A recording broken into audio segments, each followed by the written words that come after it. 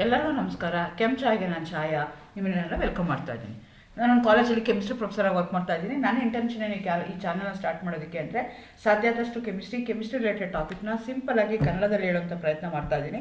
Chemistry ಇಷ್ಟ ಇಲ್ಲದವರೆಗೂ chemistry ಕಡೆಗೆ ಸೆಳೆಯುವಂಥ ಪ್ರಯತ್ನ ನಾನು ನನ್ನ ಚಾನಲಲ್ಲಿ ಮಾಡ್ತಾ ಇದ್ದೀನಿ. ಪರ್ಟಿಕ್ಯುಲರ್ಲಿ ಕನ್ನಡ ಮೀಡಿಯಂ ಹುಡುಗರಿಗೆ ಮತ್ತು ರೂರಲ್ ಹುಡುಗರಿಗೆ ಹೆಲ್ಪ್ ಆಗಲಿ ಅಂತ ಕೆಮಿಸ್ಟ್ರಿನ ಕನ್ನಡದಲ್ಲಿ ಹೇಳುವಂಥ ಪ್ರಯತ್ನ ನಾನು ಮಾಡ್ತಾ ಇದ್ದೀನಿ. ಈಗ KSET ಎಕ್ಸಾಮ್ ಬರ್ತದೆ, ಇನ್ನೇನು ಸಂಡೇ ನಿಮಗೆ ಎಕ್ಸಾಮ್ ಇದೆ. ಸೊ ಹಾಗಾಗಿ ತುಂಬ ಎದುರ್ಕೊಂಡಿದ್ವಿ. ಪರ್ಟಿಕ್ಯುಲರ್ಲಿ ಆರ್ಗ್ಯಾನಿಕ್ ಕೆಮಿಸ್ಟ್ರಿ ತುಂಬ ಕಷ್ಟ ಅನಿಸುತ್ತೆ ನಮಗೆ ಅಂತ ಹೇಳ್ತಾ ಇದ್ದಾರೆ. ಸೊ ಹಾಗಾಗಿ ಅದಕ್ಕೇನು ಎದುರ್ಕೊಳ್ಳೋದು ಬೇಕಾಗಿಲ್ಲ. ಅದರಲ್ಲಿ ಒಂದು ಇಂಪಾರ್ಟೆಂಟ್ ಕಾನ್ಸೆಪ್ಟ್, ಒಂದು ಕ್ವಶನ್ ಬಂದೇ ಬರುತ್ತೆ. ದಟ್ ಈಸ್ ರಿಲೇಟೆಡ್ ಟು ಆರೋಮ್ಯಾಟಿಸಿಟಿ, ಆ್ಯಂಟಿ ಆರೋಮ್ಯಾಟಿಸಿಟಿ ಅಥವಾ ನಾನ್ ಆರೋಮ್ಯಾಟಿಸಿಟಿ, ಹೋಮೋ ಆರೋಮ್ಯಾಟಿಸಿಟಿ, ಹಕ್ಕಲ್ಸ್ ರೂಲ್. ಇದ್ರ ಮೇಲೆ ಒಂದು ಕ್ವಶನ್ ಇದ್ದೇ ಇರುತ್ತೆ ನಿಮಗೆ. ಸೊ ಹಾಗಾಗಿ ಲಾಸ್ಟ್ ಮಿನಿಟಲ್ಲಿ ಹೇಗೆ ಪ್ರಿಪೇರ್ ಮಾಡ್ಕೋಬೋದು, ಈಸಿಯಾಗಿ ಸ್ಕೋರ್ ಮಾಡ್ಕೋಬೋದು ಹೇಗೆ, ಅದ್ರದ್ದು ಕಾನ್ಸೆಪ್ಟ್ ಏನು, ಯಾವುದಕ್ಕೆ ಆರೋಮ್ಯಾಟಿಕ್ ಕಾಂಪೌಂಡ್ ಅಂತೀವಿ, ಯಾವುದಕ್ಕೆ ನಾನ್ ಆರೋಮ್ಯಾಟಿಕ್, ಯಾವುದಕ್ಕೆ ಆ್ಯಂಟಿ ಆರೋಮ್ಯಾಟಿಕ್, ಯಾವುದಕ್ಕೆ ಹೋಮೋ ಆರೋಮ್ಯಾಟಿಕ್ ಕಾಂಪೌಂಡ್ಸ್ ಅಂತ ಕರಿತೀವಿ, ಯಾವ ರೂಲ್, ಹಕ್ಕಲ್ಸ್ ರೂಲ್ ಮೇಲೆ ಅದನ್ನು ಆರೋಮ್ಯಾಟಿಕಾ ಆ್ಯಂಟಿ ಆರೋಮ್ಯಾಟಿಕಾ ಅಂತ ಹೇಳ್ತೀವಿ. ಅದ್ರ ಬಗ್ಗೆ ಇವತ್ತು ನಾನು ವೀಡಿಯೋ ಮಾಡೋಣ ಅಂತ ಅಂದ್ಕೊಳ್ತಾ ಇದ್ದೀನಿ. Again welcome to Chaya. ನನ್ನ ಚಾನಲ್ನ ಸಬ್ಸ್ಕ್ರೈಬ್ ಮಾಡಿ, ಶೇರ್ ಮಾಡಿ. ಆ್ಯಕ್ಚುಲಿ ಈ ಚಾನಲಲ್ಲಿ ಇನ್ ಡೀಟೇಲಾಗಿ ನಾನು ಹೇಳ್ತಾ ಹೋಗ್ತಾ ಇಲ್ಲ, ಸೂಪರ್ಫಿಷಿಯಲಾಗಿ ಹೇಳ್ತೀನಿ. Because it's a last minutes preparation. In ಡೀಟೇಲಾಗಿ ನೀವು ಓದಬೇಕು ಅಂದರೆ ನಾನು ಆಲ್ರೆಡಿ ವೀಡಿಯೋಸ್ನ ಅಪ್ಲೋಡ್ ಮಾಡಿದ್ದೀನಿ ರಿಲೇಟೆಡ್ ಟು ದಿಸ್. ಇದನ್ನು ನೋಡ್ಕೋಬೋದು. ಈಗ ನಾನು ವಿತ್ ರೆಸ್ಪೆಕ್ಟ್ ಟು ಎಕ್ಸಾಮ್ಗೆ ಏನು ಬೇಕೋ ಹೇಳ್ತಾ ಹೋಗ್ತಾ ಇದ್ದೀನಿ. ಆರೋಮ್ಯಾಟಿಸಿಟಿ ಅಥವಾ ಆರೋಮ್ಯಾಟಿಕ್ ಅಂತ ವರ್ಡ್ ಎಲ್ಲಿಂದ ಒರಿಜಿನೇಟ್ ಆಯಿತು ಅಂತಂದರೆ ಆರೋಮ ಅನ್ನೋ ಅದರಿಂದ ಆಯಿತು. ಅಂದರೆ ಆರೋಮ ಅಂದರೆ those are the compounds which going to have a very good smell, characteristic odour ಇರುತ್ತೆ, ಸ್ವೀಟ್ ಸ್ಮೆಲ್ ಇರುತ್ತಲ್ಲ, ಅಂಥದಕ್ಕೆ ಅವ್ರು ಏನಂತ ಕರೆದ್ರು, ಆರೋಮ ಅಂತ ಕರೆದ್ರು. ಆ್ಯಕ್ಚುಲಿ ಇದನ್ನು ಫಸ್ಟ್ ಹಾಫ್ಮೆನ್ ಇನ್ 1855 ಅವನ ಆರ್ಟಿಕಲಲ್ಲಿ ಅದನ್ನು first time has used the word aromatic. Later, large number of aromatic compounds were discovered which were lacked pleasant smell. Some of them had even foul smell. So ಆಮೇಲೆ ಏನಾಯಿತು, ಯಾವುದನ್ನು ಆರೋಮ್ಯಾಟಿಕ್ ಅಂತ ನಾವು ಕರಿತಾ ಹೋದ್ವಲ್ಲ, ಅದಕ್ಕೆ ಎಲ್ಲದಕ್ಕೂ ಏನಾಯಿತು, ಎಲ್ಲದಕ್ಕೂ ಗುಡ್ ಸ್ಮೆಲ್ಲೇ ಇರಲಿಲ್ಲ, ಕ್ಯಾರೆಕ್ಟರಿಸ್ಟಿಕ್ ಓಡರ್ ಇತ್ತು, ಬಟ್ ಎಲ್ಲದಕ್ಕೂ ಪ್ಲೆಸೆಂಟ್ ಸ್ಮೆಲ್ ಇರಲಿಲ್ಲ. ಹಾಗಾಗಿ ಅರೋಮಾ ಅನ್ನೋದು ತನ್ನ ಸಿಗ್ನಿಫಿಕೆನ್ಸ್ ಕಳ್ಕೊಳ್ತು. ಬಟ್ ಆದರೂ ಅರೋಮಾ ಅನ್ನೋದು ವರ್ಡ್ನ ಮುಂಚೆಯಿಂದ ಯೂಸ್ ಮಾಡ್ತಾ ಇದ್ದಾರೆ, ವರ್ಡ್ ಯೂಸ್ ಮಾಡ್ತಾ ಇದ್ವಿ, same word we are using with a different concept. ಅದನ್ನು ಯೂಸ್ ಮಾಡೋಕ್ಕೆ ಶುರು ಮಾಡಿದ್ವಿ. ಲೇಟರ್ ನಾವೇನಂತ ಕರ್ಕೊಂಡ್ವಿ, organic compound which going to have a class of organic compounds which are regarded as a class of compound which contain at least one benzene ring ಇರುವಂಥದಕ್ಕೆ ನಾವು aromatic ಅಂತ ಕರೆಯೋಣ ಅಂತ ಕರೆದ್ರು. ಅಂಥದಕ್ಕೆ ಅರೀನ್ಸ್ ಅಂತ ಕರೆದ್ರು, ಬೆನ್ಸನಾಯ್ಡ್ಸ್ ಅಂತ ಕರೆದ್ರು. But later they came to know that not only aromatic compounds which contain a benzene ring, apart from that heterocyclic compounds ಅಥವಾ non-benzenoids ಅಂತ ಯಾವ್ದು ಕರಿತೀವಿ, even they are also going to behave like an aromatic compound. Aromatic compound ಅಂದರೆ ಹೇಗೆ behave ಮಾಡುತ್ತದು ಅಂತಂದರೆ, when you do they going to have an extraordinary stability ಇರುತ್ತೆ. When you going to do the reactions ಮಾಡಿದಾಗ usually ಏನಾಗುತ್ತೆ, they are prone more towards the substitution reaction. They are more prone towards the electrophilic substitution reaction rather than addition reaction. So unsaturated compound ಏನಾದರೂ ಇತ್ತು, double bond triple bond ಇತ್ತು ನಿಮ್ಮ molecule ಅಂದರೆ generally addition reaction ಆಗಬೇಕು. ಆದರೆ aromatic compounds ಅಂತ ಯಾವುದನ್ನು ಕರಿತೀವಿ, they are unexpected high stability towards the electrophilic addition reaction, but they are prone more towards the electrophilic substitution reaction. So ಈ ಥರದ ಕಾಂಪೌಂಡ್ಸ್ಗೆ ನಾವು ಏನಂತ ಕರಿತೀವಿ, ಆರೋಮ್ಯಾಟಿಕ್ ಕಾಂಪೌಂಡ್ಸ್ ಅಂತ ಕರಿತೀವಿ. ಸೊ ಹಾಗಾಗಿ ಈ ಎಲ್ಲ ಕಾಂಪೌಂಡ್ಸನ್ನ 3 ಕ್ಯಾಟಗರಿ ಅಥವಾ 4 ಕ್ಯಾಟಗರಿಯಾಗಿ ಕ್ಲಾಸಿಫೈ ಮಾಡ್ತೀವಿ. ಒಂದಕ್ಕೆ ಆರೋಮ್ಯಾಟಿಕ್ ಅಂತ ಕರಿತೀವಿ, ಇನ್ನೊಂದಕ್ಕೆ ಆ್ಯಂಟಿ ಆರೋಮ್ಯಾಟಿಕ್ ಅಂತ ಕರಿತೀವಿ, ಮೂರನೇದಕ್ಕೆ ನಾನ್ ಆರೋಮ್ಯಾಟಿಕ್ ಅಂತ ಕರಿತೀವಿ, ಆಮೇಲೆ ಹೋಮೋ ಆರೋಮ್ಯಾಟಿಕ್ ಕಾಂಪೌಂಡ್ಸ್ ಅಂತ ಕರಿತೀವಿ. ಈ ರೀತಿಯಾಗಿ ಕೊಟ್ಟಿರುವಂಥ ಆರ್ಗ್ಯಾನಿಕ್ ಕಾಂಪೌಂಡನ್ನು ನಾವು 4 ವೆರೈಟಿನಲ್ಲಿ ಕ್ಲಾಸಿಫೈ ಮಾಡ್ತಾ ಹೋಗ್ತೀವಿ. ಮೊದಲನೇದಕ್ಕೆ ಆರೋಮ್ಯಾಟಿಕ್ ಕಾಂಪೌಂಡ್ಸ್ ಅಂತ ಹೇಳ್ತೀವಿ. ಈ ಮಾಲಿಕ್ಯೂಲ್ಸು ಆರೋಮ್ಯಾಟಿಕ್ ಅಂತ ಕರೆಸ್ಕೋಬೇಕು ಅಂತಂದರೆ ಒಂದು ಏನಿರಬೇಕು ಅಂದರೆ ಸೈಕ್ಲಿಕ್ ಇರಬೇಕು, ಮಾಲಿಕ್ಯೂಲು ಫ್ಲ್ಯಾಟ್ ಆಗಿರಬೇಕು, ಇಲ್ಲಾಂದರೆ ಪ್ಲೇನಾರ್ ಆಗಿರಬೇಕು. ಸೈಕ್ಲಿಕ್ ಮತ್ತು ಪ್ಲೇನಾರ್ ಇರಬೇಕು. Next they should have a delocalise pi electron circulation ಆಗ್ತಾ ಇರಬೇಕು ಮಾಲಿಕ್ಯೂಲಲ್ಲಿ in a closed loop. And they going to have another rule. ಮುಂಚೆ ಏನು ಹೇಳಿದ್ರು, ಅಬೌಟ್ ದಿ ಸ್ಮೆಲ್ ಅಂತ ಹೇಳಿದ್ರು. ಆಮೇಲೆ ಸ್ಮೆಲ್ ಇಲ್ದಿರೋದು ಆಗೋಕ್ಕೆ ಶುರು ಮಾಡಿದ್ಮೇಲೆ ಏನಿದ್ರು, benzene based on benzene aromatic ಅಂತ ಹೇಳಿ. ಅದನ್ನು ಬಿಟ್ಟು ಅದಾದಮೇಲೆ ಈಗಿರೋಂಥ ರೂಲ್ ಯಾವುದು ಅಂದರೆ ಹಕ್ಕಲ್ಸ್ ರೂಲ್ ಅಂತ ಹೇಳ್ತೀವಿ. ಈ ಹಕ್ಕಲ್ ರೂಲ್ ಏನು ಹೇಳುತ್ತೆ ಅಂದರೆ, ಇನ್ನು ಮಾಲಿಕ್ಯೂಲಲ್ಲಿ ಸೈಕ್ಲಿಕ್ ಇದೆ, ಪ್ಲೇನಾರ್ ಮಾಲಿಕ್ಯೂಲ್ ಇದೆ, delocalisation of electrons within the closed loop ಇದೆ. If that is a case they should have, if they have n+2 pi electrons ಇತ್ತು ಅಂದರೆ those molecules we are going to call it as aromatic compounds ಅಂತ ಹೇಳ್ತೀವಿ. ಇದು Huckel's rule. ಆದರೆ ಬಿಗಿನಿಂಗಲ್ಲಿ ಮಾಡಿದಾಗ, Huckel's rule ಮಾಡಿದಾಗ ಓನ್ಲಿ ಮಾನೋ ಸೈಕ್ಲಿಕ್ ಕಾಂಪೌಂಡ್ಸ್ಗೆ ಮಾಡಿದ್ರು. ಲೇಟರ್ ಅದಲ್ದಲ್ಲೇನೋ ಫ್ಯೂಸ್ಡ್ ಕಾಂಪೌಂಡ್ಸ್ ಇರ್ಬೋದು, ಹೆಟ್ರೋಸೈಕ್ಲಿಕ್ ಕಾಂಪೌಂಡ್ಸ್ ಇರ್ಬೋದು, ಇದಕ್ಕೆಲ್ಲ ಮಾಡಿದಾಗ ಸೊ ಆವಾಗ ಏನು ಮಾಡಿದ್ರು ಅಂತಂದರೆ ಹಕ್ಕಲ್ಸ್ ರೂಲ್ನ ತೊಗೊಂಡ್ರು. ಹಕ್ಕಲ್ಸ್ ರೂಲಲ್ಲಿ ಹಕ್ಕಲ್ ನಂಬರ್ ಮೇಲೆ ಹೇಳ್ತಾ ಹೋದರು. 2, 6, 10, 14, 18 ಪೈ ಎಲೆಕ್ಟ್ರಾನ್ಸ್ ಏನಾದರೂ ನೀವು ಮಾಲಿಕ್ಯೂಲ್ಸಲ್ಲಿದ್ದರೆ ಅಂಥ ಮಾಲಿಕ್ಯೂಲ್ಸ್ಗೆ ನಾವು ಆರೋಮ್ಯಾಟಿಕ್ ಕಾಂಪೌಂಡ್ಸ್ ಅಂತ ಕರೀಣ. ನೋಡಿ ಹೇಗೆ evolution of the aromatic compound ಇದೆ. ಮೊದಲು ಆರೋಮ್ಯಾಟಿಕ್ ಅಂತ ಹೇಗೆ ಆರಿಜಿನ್ ಆಯಿತು, based on their odour, the compounds which going to have a very pleasant odour, ಅಂಥದನ್ನೆಲ್ಲ ನಾವು ಆರೋಮ್ಯಾಟಿಕ್ ಕರೆಯೋಣ ಅಂತ ಕರೆದ್ರು. ಆಮೇಲೆ ಅವ್ರಿಗೆ ಗೊತ್ತಾಯಿತು ಎಲ್ಲ ಆರೋಮ್ಯಾಟಿಕ್ ಕಾಂಪೌಂಡ್ಸು ಒಳ್ಳೆ ಸ್ಮೆಲ್ ಇಲ್ಲ, ಹಾಗಾಗಿ ಆ ಥರ ಕ್ಲಾಸಿಫಿಕೇಶನ್ ಮಾಡೋಕ್ಕಾಗಲ್ಲ. ನೆಕ್ಸ್ಟ್ ಏನು ಹೇಳಿದ್ರು, ಬೆನ್ಸನಾಯ್ಡ್, ಬೆನ್ಝೀನ್ ಇತ್ತು ನಿಮ್ಮ ಮಾಲಿಕ್ಯೂಲಲ್ಲಿ, ಅಂಥ ಮಾಲಿಕ್ಯೂಲ್ಸ್ನೆಲ್ಲ ನಾವು ಆರೋಮ್ಯಾಟಿಕ್ ಅಂತ ಕರೆಯೋಣ ಅಂತ.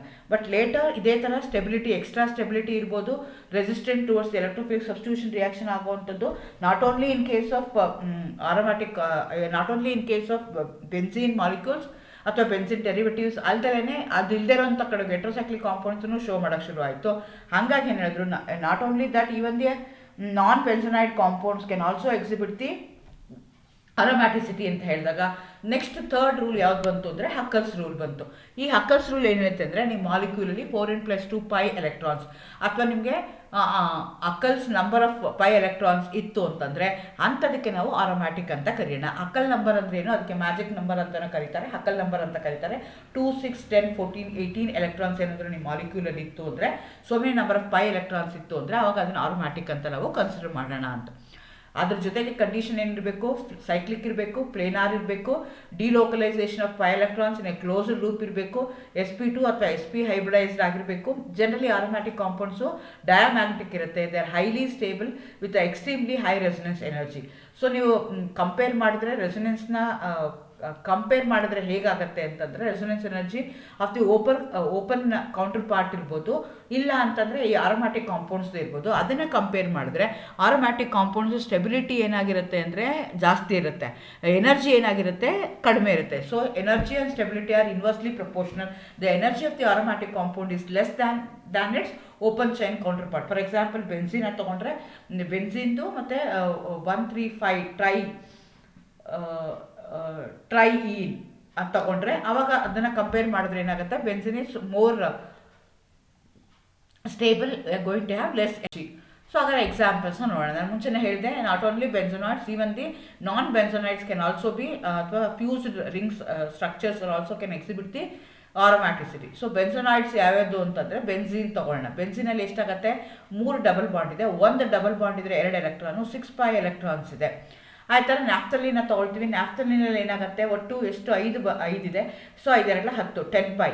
So Huckel number of electrons 4n+2 ಇದ್ದಾಗ ಎನ್ಗೆ 1 ಹಾಕ್ಕೊಂಡ್ರೆ ಎಷ್ಟಾಗುತ್ತೆ, 4 ಆಗುತ್ತೆ. ಎನ್ಗೆ 0 ಹಾಕ್ಕೊಂಡ್ರೆ 2 ಆಗುತ್ತೆ, 4 ಆಗುತ್ತೆ. ನೆಕ್ಸ್ಟು ಅದಾದಮೇಲೆ 6 ಆಗುತ್ತೆ, 10 ಆಗುತ್ತೆ, 14 ಅಂತ 18. ಈ ನಂಬರ್ ಆಫ್ ಪೈ ಎಲೆಕ್ಟ್ರಾನ್ಸ್ ನಿಮ್ಮ ಮಾಲಿಕ್ಯೂಲಲ್ಲಿ ಏನಾದರೂ ಇತ್ತು, ಅದು ಕಂಟಿನ್ಯೂಸ್ ಆಗಿರಬೇಕು, ಸೈಕ್ಲಿಕ್ ಆಗಿರಬೇಕು, sp2 ಹೈಬ್ರಿಡೈಸ್ಡ್ ಇರಬೇಕು. ಅಷ್ಟೆಲ್ಲ ಕಂಡೀಷನ್ ಸ್ಯಾಟಿಸ್ಫೈ ಮಾಡಿ ಹಕ್ಕಲ್ಸ್ ರೂಲ್ನ ಸ್ಯಾಟಿಸ್ಫೈ ಮಾಡ್ತಾ ಇದ್ರೆ ಅಂಥದಕ್ಕೆ ನಾವೇನಂತ ಕರಿತೀವಿ, ಆರೋಮ್ಯಾಟಿಕ್ ಅಂತ ಕರಿತೀವಿ. ಈಸಿಯಾಗಿ ಯಾವುದು, which one of the following is aromatic or anti aromatic, non aromatic ಅಂತ ಕ್ವಶನ್ಸ್ ಕೇಳ್ತಾರೆ ನಿಮಗೆ ಕೇಸೆಟ್ಟಲ್ಲಿ. ಅವಾಗ ನೀವು ಏನು ಮಾಡಬೇಕು, you are going to count the number of pi electrons. If there is 4n+2 pi electrons ಇತ್ತು ಅಂದರೆ ಅದನ್ನು ನಾವು ಆರೋಮ್ಯಾಟಿಕ್ ಅಂತ ಹೇಳ್ತೀವಿ. ಇಲ್ಲ ಅಂದರೆ 2, 6, 10, 14, 18 ಪೈ ಎಲೆಕ್ಟ್ರಾನ್ಸ್ ಇತ್ತು ಅಂದರೆ ಅಂಥದನ್ನು ನಾವು ಆರೋಮ್ಯಾಟಿಕ್ ಅಂತ ಹೇಳ್ತೀವಿ. ಫಿನಾಂಥ್ರಿನ್ ಇರ್ಬೋದು, ಆ್ಯನ್ಸೀನ್ ಇರ್ಬೋದು, ನ್ಯಾಫ್ಥಲೀನ್ ಇರ್ಬೋದು, all these are example for benzenoids which are aromatic in nature. ಆ ಥರ ನಾನ್ ಬೆನ್ಸನಾಯ್ಡ್ಸ್, ಬೆನ್ಸಿನ್ ಇಲ್ಲದೆ ಇರೋ ಅಂಥದಕ್ಕೆ ನಾನ್ ಬೆನ್ಸನಾಯ್ಡ್ಸ್ ಅಂತ ಕರಿತೀವಿ. For example heterocyclic compound furan ಇದೆ. ಫ್ಯೂರಾನಲ್ಲಿ 2 ಡಬಲ್ ಬಾಂಡ್ ಇದೆ, 1 ಆಕ್ಸಿಜನ್ ಇದೆ. Out of 1 oxygen 2 electrons which are present in the lone pair of electrons ಇದೆಯಲ್ಲ, ಅದು ಏನಾಗುತ್ತೆ, it going to act as the pi electrons. ಹಾಗಾಗಿ ಫ್ಯೂರಾನಲ್ಲಿ 6 ಪೈ. ಅದೇ ಥರ ಥಯೋಫೀನಲ್ಲಿ 6 ಪೈ ಎಲೆಕ್ಟ್ರಾನ್ಸ್, ಪೈರೋಲಲ್ಲಿ 6 ಪೈ ಎಲೆಕ್ಟ್ರಾನ್ಸ್, ಪಿರಿಡಿನಲ್ಲಿ 3 ಡಬಲ್ ಬಾಂಡ್ ಇದೆ, lone pair of electrons are not involved in ಆರೋಮ್ಯಾಟಿಸಿಟಿ. ಆ ಥರ ಪೈರೋಸೋಡೋನ್ ಇದೆ ಅಥವಾ ಆಕ್ಸೋಝೋಲ್ ಇದೆ, ಪಿರಿಮಿಡೀನ್ ಇದೆ. All these R aromatic compounds which are going to have the delocalized pi electron, not only because of the pi electron, because of the lone pair of electrons ಇರ್ತವೆ. ಅಂಥದ್ದನ್ನು ನಾವೇನಂತ ಕರಿತೀವಿ, ಆರೋಮ್ಯಾಟಿಕ್ ಅಂತ ಕರಿತೀವಿ. ಅದೇ ಥರ ಕಂಡೆನ್ಸ್ಡ್ ಹೆಟ್ರೋಸೈಕ್ಲಿಕ್ ಕಾಂಪೌಂಡ್ಸ್, ಒಂದು ಹೆಟ್ರೋಸೈಕ್ಲಿಕ್ compound ತೊಗೊಳ್ಳೋದು ಮತ್ತು ಇನ್ನೊಂದು ಆರೋಮ್ಯಾಟಿಕ್ ಕಾಂಪೌಂಡ್ ತೊಗೊಳ್ಳೋದು, ಎರಡೂ ಫ್ಯೂಸ್ ಮಾಡಿದಾಗ ಬರುತ್ತಲ್ಲ ಅಂಥ ಕಾಂಪೌಂಡ್ಸ್ಗೆ ನಾವೇನಂತ ಕರಿತೀವಿ, ಕಂಡೆನ್ಸ್ಡ್ ಹೆಟ್ರೋಸೈಕ್ಲಿಕ್ ಕಾಂಪೌಂಡ್ಸ್ ಅಂತ ಕರಿತೀವಿ. Even they also going to have the aromaticity. They can also exhibit the aromaticity provided that cyclic ಇರಬೇಕು ಮತ್ತು ಕಂಟಿನ್ಯೂಸ್ ಲೂಪ್ ಪೈ ಎಲೆಕ್ಟ್ರಾನ್ಸ್ ಇರಬೇಕು, ಜೊತೆಗೆ 4n+2 ಪೈ ಎಲೆಕ್ಟ್ರಾನ್ಸ್ ಇದ್ದರೆ ಅಂಥದ್ದನ್ನು ನಾವು ಆರೋಮ್ಯಾಟಿಕ್ ಅಂತ ಕರಿತೀವಿ. ಅಲ್ಯೂಸರಿನ್ ಇರ್ಬೋದು, 10 ಪೈ ಇದೆ ನೋಡ್ಕೊಳ್ಳಿ, ಒಟ್ಟು ಎಷ್ಟಿದೆ 5 ಡಬಲ್ ಬಾಂಡ್ ಇದೆ, ಕಂಟಿನ್ಯೂಸ್ ಆಗಿದೆ, ಹಾಗಾಗಿ ಅದನ್ನು ನಾನು ಆರೋಮ್ಯಾಟಿಕ್ ಅಂತ ಕರಿತೀನಿ. ಅದೇ ಥರ ಇಂಡೋಲ್ ಕನ್ಸಿಡರ್ ಮಾಡ್ಕೊಳ್ತೀನಿ. ಇಂಡೋಲಲ್ಲೂ ಮತ್ತು 10 ಪೈ ಇದೆ, ಪ್ಯೂರಿನಲ್ಲೂ 10 ಇದೆ, ಐಸೋ ಇಂಡೋಲಲ್ಲೂ 10 ಇದೆ, ಅಥವಾ ಕಾರ್ಬಜೋಲಲ್ಲೂ 14 ಎಲೆಕ್ಟ್ರಾನ್ಸ್ ಇದೆ, ಕ್ವಿನೋಲಿನಲ್ಲಿ 10 ಪೈ ಎಲೆಕ್ಟ್ರಾನ್ಸ್ ಇದೆ, ಹಾಗಾಗಿ all the aromatic in nature. ಅದೇ ಥರ ನಾನ್ ಬೆನ್ಸನಾಯ್ಡ್ ಅಯಾನ್ಸ್ನು ಬೇಕಾದ್ರೆ ಇರ್ಬೋದು. ಫಾರ್ ಎಕ್ಸಾಂಪಲ್ ಸೈಕ್ಲೋಪೆಂಟಾ ಡೈಯಿನೈಲ್ ಅನಯಾನ್ ತಗೊಳ್ತಾ ಇದ್ದೀವಿ. ಸೊ ಅಗೇನ್ ನಾನು ಇಲ್ಲಿ ಏನು ಹೇಳ್ತಾ ಇದ್ದೀನಿ ಅಂದರೆ the pi electron continuously there should be delocalisation of pi electrons in a closed loop ಅಂತ ಹೇಳ್ತೀವಿ. The pi electron not only because of the pi electron, it may be also because of the lone pair of electrons. So negative charge ಬಂದಾಗ loan pair of electrons 2 ಇರುತ್ತೆ, so ಹಾಗಾಗಿ 6 pi ಆಗುತ್ತೆ. ಸೈಕ್ಲೋಪೆಂಟಾ ಡೈಯಿನೈಲ್ ಅನಯಾನ್ ಏನಿದೆಯಲ್ಲ ಅದು ನಿಮಗೆ aromatic ಅಂತ ಕರೆಸ್ಕೊಳ್ಳುತ್ತೆ. ಅದೇ ಥರ ಈಗ ಸೈಕ್ಲೋಪ್ರೋಪಿನೈಲ್ ಕೆಟಯಾನ್ನ ತಗೊಳ್ತಾ ಇದ್ದೀನಿ. ಸೊ ಈನೈಲ್ ಕೆಟಯಾನ್ನ ತೊಗೊಂಡ್ರೆ ಅಲ್ಲಿ 2 ಎಲೆಕ್ಟ್ರಾನ್ಸ್ ಇದೆ, ಹಾಗಾಗಿ 2 ಪೈ ಇದೆ, ಅದನ್ನು ನಾನು ಏನಂತ ಕರಿತೀನಿ, ಆರೋಮ್ಯಾಟಿಕ್ ಅಂತ ಕರಿತೀನಿ. ಅದೇ ಥರ ಟ್ರೋಪೋಲಿಯಂ ಅಯಾನ್ ಅಂತ ಕರಿತೀವಿ. ಇದು ತುಂಬ ಸಲ ಕೇಳ್ತಾರೆ, 6 ಪೈ ಎಲೆಕ್ಟ್ರಾನ್ಸ್ ಇದೆ. ಸೊ ಇಲ್ಲಿ ಕೆಟಯಾನ್ ಇದೆ, ಇದು ಒಟ್ಟು 7 ಮೆಂಬರ್ಡ್ ರಿಂಗಲ್ಲಿ 3 ಡಬಲ್ ಬಾಂಡ್ ಇದೆ, 1 ಪಾಸಿಟಿವ್ ಚಾರ್ಜ್ ಇದ್ದರೆ ಅದಕ್ಕೆ ನಾವು ಟ್ರೋಪೋನಿಯಂ ಅಯಾನ್ ಅಂತ ಕರಿತೀವಿ. ಸೊ ಅದೇ ಥರ ಸೈಕ್ಲೋ ಆಕ್ಟಾಟ್ರೈಯಿನ್ ಡೈ ಅನಯಾನ್ ತೊಗೊಳ್ತೀವಿ, ಅದಕ್ಕೆ 10 ಪೈ ಎಲೆಕ್ಟ್ರಾನ್ಸ್ ಆಗುತ್ತೆ. ಅದೇ ಥರ ಸೈಕ್ಲೋಬ್ಯೂಟಿನ್ ಡೈ ಅನಯಾನ್ನ ತೊಗೊಳ್ತೀವಿ, ಅದು 6 ಪೈ ಎಲೆಕ್ಟ್ರಾನ್ಸ್ ಆಗುತ್ತೆ. All these are aromatic in nature. So ಆರೋಮ್ಯಾಟಿಕ್ಕೋ ಇಲ್ವಾ ಅಂತ ಚೆಕ್ ಮಾಡಬೇಕು ಅಂತಂದರೆ ಒಂದು continuous loop of pi electrons ಇರಬೇಕು, ಪ್ಲೇನಾರ್ ಇರಬೇಕು, Huckel number of pi electrons ಸಿಕ್ತು ಅಂದರೆ ಅಂಥದಕ್ಕೆ ನಾವೇನಂತ ಕರಿತೀವಿ, ಆರೋಮ್ಯಾಟಿಕ್ ಕಾಂಪೌಂಡ್ಸ್ ಅಂತ ಕರಿತೀವಿ. ಆ pi electrons may be because of the pi electrons or because of the lone pair of electron or because of both, ಅದನ್ನು ನೀವು ಮಾಡ್ಕೋಬೇಕಾಗತ್ತೆ. ಅದೇ ಥರ ಅಲ್ಯೂಲಿನ್ಸ್ ತೊಗೊಂಡ್ರೆ ಸೈಕ್ಲೋ ಟೆಟ್ರಾ ಡೆಕಾ ಹೆಪ್ಟೇನ್ ಅಂತ ಹೆಪ್ಟ ಈನ್ ತಗೊಳ್ತಾ ಇದ್ದೀನಿ. ಸೊ ಇಲ್ಲಿ 14 ಪೈ ಎಲೆಕ್ಟ್ರಾನ್ಸ್ ಆಗಿದೆ, ಇದು ಕಂಟಿನ್ಯೂಸ್ ಆಗಿ ನಿಮಗೆ ಲೂಪ್ ಇದೆ. ಸೊ ಹಾಗಾಗಿ ಇದು ಪ್ಲೇನಾರ್ ಮಾಲಿಕ್ಯೂಲ್ ಇದೆ, ಹಾಗಾಗಿ ಇದನ್ನು ನಾನು ಆರೋಮ್ಯಾಟಿಕ್ ಅಂತ ಹೇಳ್ತೀನಿ. ಅದೇ ಥರ ಪೈರೋಲಿಯಂ ಕೆಟಯಾನ್ ತೊಗೊಳ್ತೀವಿ, ಅವಾಗ 6 ಪೈ ಆಗುತ್ತೆ, ಅಥವಾ ಥಯೋಝೋಲ್ ಆಗುತ್ತೆ, ಐಸೋಥಯೋಝೋಲ್ ಇದೆ, ಅಂಥದ್ದನ್ನೆಲ್ಲ ನಾವೇನಂತ ಕರಿತೀವಿ, we are going to call them as aromatic in nature. Because ತೊಗೊಂಡ್ರೆ ಅಲ್ಲಿ ಏನಾಗುತ್ತೆ ಅಂದರೆ the molecules be anti aromatic. ಇದು ಒಂದು ಕೇಸ್ ಆಯಿತು. ಆರೋಮ್ಯಾಟಿಕ್ ಅಂದರೆ ಏನೇನಿರಬೇಕು ನಮ್ಮ ಹತ್ರ, ನಮ್ಮ ಮಾಲಿಕ್ಯೂಲು ಪ್ಲೇನಾರ್ ಇರಬೇಕು, ಸೈಕ್ಲಿಕ್ ಇರಬೇಕು, continuous movement of electron conjugation ಇರಬೇಕು, ವಿತ್ ಅ ಕ್ಲೋಸ್ಡ್ ಲೂಪ್ ಇರಬೇಕು. ಸೊ ಮತ್ತೆ 4n+2 ಪೈ ಎಲೆಕ್ಟ್ರಾನ್ಸ್ ಇರಬೇಕು. ಅಂಥ ಸಿಸ್ಟಮ್ಗೆ ನಾವೇನಂತ ಕರಿತೀವಿ, ಆರೋಮ್ಯಾಟಿಕ್ ಅಂತ ಕರಿತೀವಿ. ಈ ಆ್ಯಂಟಿ ಆರೋಮ್ಯಾಟಿಕ್ ಅಂದರೆ the molecule may be cyclic, must be cyclic ಇರಬೇಕು, ಫ್ಲಾಟ್ ಇರಬೇಕು, ಪ್ಲೇನಾರ್ ಇರಬೇಕು, ಡಿಲೋಕಲೈಸ್ಡ್ ಆಫ್ ಪೈ ಎಲೆಕ್ಟ್ರಾನ್ಸು ಇರುತ್ತೆ. ಆದರೆ 4n ಪೈ ಎಲೆಕ್ಟ್ರಾನ್ಸ್ ಇರುತ್ತೆ ಇನ್ ಎ ಕ್ಲೋಸ್ಡ್ ಲೂಪ್. 4n+2 ಇದ್ದರೆ ಆರೋಮ್ಯಾಟಿಕ್ ಅಂತ ಕರಿತೀವಿ. ಜಸ್ಟ್ 4n ಇತ್ತು ಅಂದರೆ ಅವಾಗ ಅದನ್ನು ನಾವು ಆ್ಯಂಟಿ ಆರೋಮ್ಯಾಟಿಕ್ ಅಂತ ಕರಿತೀವಿ. sp ಇರಬೇಕು, sp2 ಇರಬೇಕು. ಇಲ್ಲಿ ಪ್ಯಾರಾಮ್ಯಾಗ್ನೆಟಿಕ್ ಇರುತ್ತೆ. These are highly unstable in nature. and the energy of the anti-aromatic compound is greater than its open chain counterpart. ನಾನು ಮುಂಚೆನೇ ಹೇಳಿದಾಗೆ ಸ್ಟೆಬಿಲಿಟಿ ಮತ್ತು energy are always inversely proportional. Higher the energy, lower the stability. ಯಾಕೆ ನನಗೆ ಈಸಿಯಾಗಿ crack ಮಾಡಬೇಕು ಅಂದರೆ ನಾನು ಇದನ್ನು ನಂಬರ್ಗಳನ್ನ ನೆನ್ಪಿಟ್ಕೋಬೇಕು. 4, 8, 12, 16, 20 ಪೈ ಎಲೆಕ್ಟ್ರಾನ್ಸ್ ಏನಾದರೂ ಇತ್ತು ಅಂತಂದರೆ ಅವಾಗ ಅದನ್ನು ನಾನು ಆ್ಯಂಟಿ ಆರೋಮ್ಯಾಟಿಕ್ ಅಂತ ಹೇಳ್ತೀನಿ. ಎರಡಕ್ಕೂ ಆರೋಮ್ಯಾಟಿಕ್ ಕಾಂಪೌಂಡ್ಗೂ ಆ್ಯಂಟಿ ಆರೋಮ್ಯಾಟಿಕ್ ಕಾಂಪೌಂಡ್ಗೂ ಅಂಥ ಡಿಫ್ರೆನ್ಸ್ ಏನಿಲ್ಲ. ಡಿಫ್ರೆನ್ಸ್ ಏನಂದರೆ in terms of pi electrons. 4n+2 pi electrons ಇತ್ತು ಅಂದರೆ ಅದನ್ನು ಆರೋಮ್ಯಾಟಿಕ್ ಅಂತ ಕರಿತೀನಿ.